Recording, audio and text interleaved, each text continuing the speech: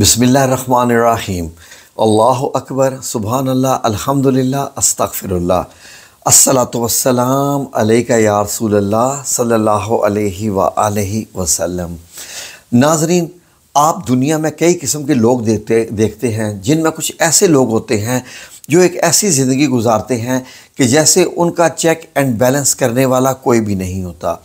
नाज़रीन, ये वो लोग होते हैं जो हर किस्म का बुरा काम करते रहते हैं और किसी के समझाने में नहीं आते और वो समझना चाहते भी नहीं हैं, क्योंकि शैतान ने उनको उनका काम अच्छा करके बताया है। नाज़रीन, वो बेसिकली नफ्सल आमारा के जो है मातहत हो जाते हैं, उसके ग़ुलाम हो जाते हैं।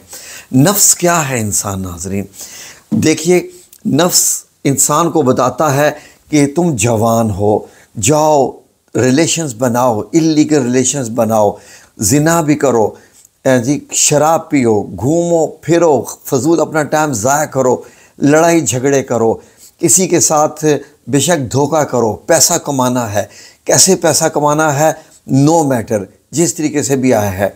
बड़ी गाड़ियाँ चाहिए, ख्वाह चोरी करके, डाका डाल के, किसी भी शैतानी अमल का हिस्सा बन के। तो नाज़रीन, आपने देखे होंगे कि ऐसे लोग हर ख़ानदान में होते हैं और हमारे घरों में भी रहते हैं, हमारे भाई बहन भी हो सकते हैं। ये कोई खलाई मखलूक नहीं होती। लेकिन नाज़रीन, वजह क्या है, ये लोग ऐसे क्यों होते हैं? नाज़रीन बेसिकली अल्लाह रब्बुल इज़्ज़त ने इंसान के साथ शैतान भी पैदा किया है और फरिश्ते भी होते हैं। जो इंसान जिसको करीन कहते हैं, वो उसका जो शैतान दोस्त होता है, वो उसको बुराई करने बताता रहता है। और अगर वो इंसान उस शैतान का मातहत हो जाए, उसकी हर बात को सुनना शुरू कर दे, तो वो नफ्सल आमारा का ग़ुलाम कहलाता है। नाज़रीन, फॉर एग्ज़ाम्पल, आप किसी औरत के साथ कहीं गए, आपको मौका मिला, दफ्तरों में आप काम करते हैं, औरतों के साथ कहीं भी काम करते हैं, ख़वातीन भी काम करती हैं नाज़रीन, और जब मिल के रहते हैं तो आपस में दोस्ताना माहौल एक हो जाता है। फिर वो चुप चुप रहना, दूर दूर रहना, और वो शर्म व हया के मामले वैसे नहीं रहते, क्योंकि रिलेशन इतना क्लोज़ हो जाता है कि घरों में भी एक दूसरे के आना जाना शुरू हो जाता है। और ये रिलेशन इतना क्लोज़ हो जाता है कि बीच में शर्म व हया वाली पट्टी ख़त्म होना शुरू हो जाती है। अब नाज़रीन, अगर कहीं इन दोनों को मौका मिलता है, इन ख़वातीन को, यानी उस खातून को और मर्द को जो इकट्ठे काम करते हैं और जिनमें कोई अज़वाजी बंधन भी ऐसा नहीं है, शादी भी नहीं है, निकाह भी नहीं है, तो नाज़रीन अगर वो कोई अपने नफ्स के कंट्रोल में आकर अगर ज़िना का काम कर लेते हैं, तो नाज़रीन वो नफ्सल अमारा के ग़ुलाम कहलाएंगे और वो शैतानी अमल ऐसा कर बैठेंगे कि जिसकी शदीद पकड़ है।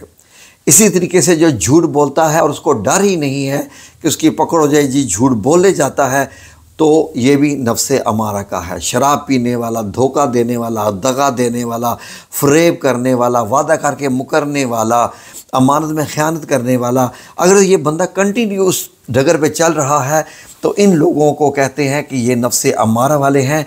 और बेसिकली अगर मैं ये लफ्ज़ कहूँ कि ये दुनिया में फ़ेल होने वाले इंसान होते हैं, जो दुनिया से फ़ेल होकर जाएंगे। क्यों कि नाज़रीन, ये जो हमें वक्त अल्लाह रब्बुल इज़्ज़त ने दिया है, दुनिया में भेजा है, ये हमारी आज़माइश है कि हम किस नफ्स के ग़ुलाम बनते हैं।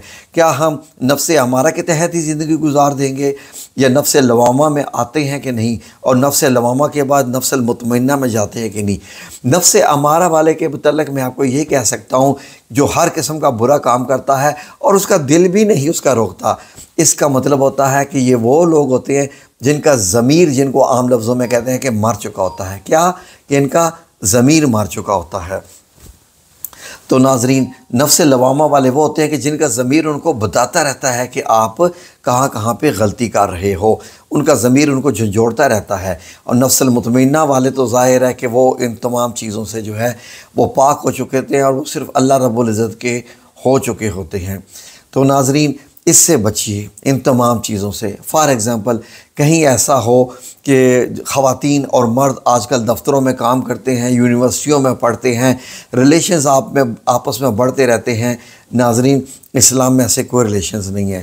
فار ایگزامپل کوئی اتنی دوستی ہو جائے، یہ نیگیٹو اور پازیٹیو جیسے مقناطیس کے ہوتے ہیں نا، یہ والے حصے ہوتے ہیں عورت اور مرد، جہاں پر ملے تو وہاں پر یقین کریں کہ تیسرا شیطان ہوتا ہے۔ ایک مرد اور عورت میں تیسرا شیطان ہوتا ہی ہوتا ہے۔ تو ناظرین، اگر یہ کام ہونے لگے، زنا تک پہنچنے لگے یہ لوگ، اور ان کو نظر بھی نہ آئے کہ ہم زنا کر رہے ہیں، تو یہ سمجھ لیجئے کہ یہ انتہائی برا کام ہے، اور اپنے آپ کو برائیوں سے روکیے، بچا لیجئے۔ اور اگر آپ نہیں بچائیں گے تو پھر پکڑ تو ہونی ہے، کیونکہ رب تو سب کا ایک ہی ہے اور اللہ ہے ہی ایک، اسی نے ہی پکڑنا ہے، وہاں بچت کی چانس نہیں ہے۔ اس لیے کہ آپ اپنے نفس کے غلام ہو چکے ہیں، اور نفس تو برائی ہی سکھاتا ہے۔ ناظرین، سورہ یوسف میں حضرت یوسف علیہ السلام کو جب زلیخا نے بلایا اور برائی کے لیے دعوت دی، تو آپ کو معلوم ہے کہ حضرت یوسف علیہ السلام اس بات سے ڈر گئے تھے کہ میرا رب مجھے دیکھ رہا ہے اور میں اپنے نفس کی غلامی نہیں کرتا۔ تو وہاں پر حضرت یوسف علیہ السلام نے جو ایک آیت پڑھی، جس کا میں ترجمہ آپ کو بتاتا ہوں ناظرین، جو آپ نے فرمایا کہ میں اپنے تئیں پاک صاف نہیں کہتا اپنے آپ کو، کیونکہ نفس امارہ انسان کو برائی ہی سکھاتا ہے، مگر یہ کہ میرا پروردگار رحم کرے، بے شک میرا پروردگار بخشنے والا ہے۔ تو ناظرین، اگر آپ چاہتے ہیں کہ آپ اپنے نفس کے غلام نہ بنیں، آپ نفس امارہ کے غلام نہ بنیں، اپنے ضمیر کو مردہ نہ ہونے دیں، تو ایک آیت ایسی ہے ناظرین، یہ والی، اگر آپ اس کو 100 دفعہ صبح اور 100 دفعہ شام پڑھ لیں گے تو اللہ رب العزت انشاءاللہ باذن اللہ تعالی آپ کو نفس امارہ سے بچا لے گا، آپ کو قیامت والا دن فیل ہونے سے بچا لے گا، جہنم میں جانے سے بچا لے گا۔ اللہ رب العزت غفور الرحیم ہے، وہ تو بخشنے والا ہے۔ اس لیے نفس ہر ایک کے ساتھ ہوتا ہے۔ نفس، ہم نے بھی جوانی گزاری، ہم نے بھی بچپن گزارا۔ آپ کیا سمجھتے ہیں کہ دنیا کے ہر بندے کے ساتھ کیسے کیسے واقعات ہوتے رہتے ہیں؟ جب ایسا موقع ملتا ہے کہ آپ برائی کر سکتے ہیں، یہ وہ آپ کے امتحان کا وقت ہوتا ہے۔ جب آپ برائی سے بچ جاتے ہیں تو آپ پاک اور صاف ہو کے نکلتے ہیں، اور اللہ تعالیٰ کی دی ہوئی آزمائش میں سے جب آپ پاک صاف ہو کے نکلتے ہیں تو پھر اللہ تعالیٰ آپ کو اپنے پیارے بندوں میں شامل کر لیتا ہے۔ تو ناظرین، اپنے رب کو اپنا گواہ بنائیے اور اس سے التجا کیجئے کہ وہ آپ کو نفس امارہ کا غلام ہونے سے آپ کو بچا لے اور نفس مطمئنہ میں لے جائے۔ تو ناظرین، اگر آپ یہ ایک آیت ان ربی غفور الرحیم کا ورد کرتے رہیں گے، یقین کریں آپ کا زنا چھوٹ جائے گا، شراب چھوٹ جائے گی، جھوٹ بولنا چھوٹ جائے گا، اگر آپ کوئی نشہ کرتے ہیں، نشہ وہ بھی چھوٹ جائے گا، حتیٰ کہ سگریٹ تک بھی آپ کے چھوٹ جائیں گے انشاءاللہ۔ اللہ رب العزت بڑا غفور الرحیم ہے۔ اس آیت میں بڑا اثر ہے ناظرین۔ یہ سورہ یوسف کی آیت ہے، 53 نمبر کا آخری حصہ ہے، اس کا ورد کیجئے، یہ آپ کی زندگی کو بچا لے گی انشاءاللہ باذن اللہ تعالیٰ۔ جب ہم یہ وظائف دیتے ہیں تو اس کا مطلب یہ نہیں ہوتا کہ آپ قرآن نہ پڑھیں۔ اگر آپ قرآن پڑھیں تو سارے کے سارے وظائف اس کے بیچ میں ہی آ جاتے ہیں۔ اپنے آپ کو بچا لیجئے، کیونکہ اس کے بعد دوبارہ موقع نہیں ملے گا۔ یہ وہ FSC کا امتحان نہیں ہے کہ آپ فیل ہو گئے تو دوبارہ ری اپیئر ہو جائیں گے، وہاں سے واپسی کا کوئی چانس نہیں ہے۔ جب قبروں سے اٹھا کے سامنے کھڑا کر دیا جائے گا تو پھر اس کے بعد آپ سے کچھ نہیں پوچھا جائے گا، پھر جو ہوگا وہ اللہ رب العزت جو چاہے گا وہ ہوگا۔ تو اس آیت کا ورد آپ کرتے رہیے، بے شک 313 بار کر لیں تو دن میں ایک بار کر لیں، ورنہ 100 دفعہ صبح 100 دفعہ شام ضرور کیجئے، ان ربی غفور الرحیم۔ اور اس کے بعد آپ کی زندگی میں انشاءاللہ جب بھی کوئی برائی کرنے کا وقت آئے گا، حتیٰ کہ آپ جھوٹ بھی بول رہے ہوں گے، آپ کا ضمیر آپ کو پکارے گا کہ آپ جھوٹ بول رہے ہیں۔